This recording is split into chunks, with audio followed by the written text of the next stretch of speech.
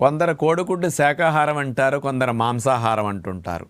కోడిగుడ్డు శాకాహారం కాదంటానికి 4-5 కారణాలు ఉన్నాయి. మొట్టమొదటిది, శాకాహారం అయితే ఏ శాఖలకు కాసిని, ఏ కొమ్మలకు కాసిని కోడిగుడ్లు కాదు కాబట్టి శాకాహారం కాదంటానికి ఇది. ఇక రెండవది, శాకాహారం అయితే పీచు పదార్థాలు ఉంటాయి, మరి కోడిగుడ్లో ఫైబర్ 0, శాకాహారం కాదు. ఇక మూడవది, శాకాహారాల్లో కొలెస్ట్రాల్ ఉండదు, మరి కోడిగుడ్డు మాంసాహారం కాబట్టి అందులో కొలెస్ట్రాల్ 220 మిల్లీగ్రామ్స్ ఉంటుంది, కాబట్టి ఇది కూడా శాకాహారం కాదంటానికి ఆధారం. నాలుగవది, శాకాహారం అన్నిట్లో కార్బోహైడ్రేట్స్ ఉంటాయి, మాంసాహారాల్లో ఉండవు. కోడిగుడ్లో కార్బోహైడ్రేట్స్ 0, కాబట్టి ఇది కూడా శాకాహారం కాదంటానికి ఆధారం.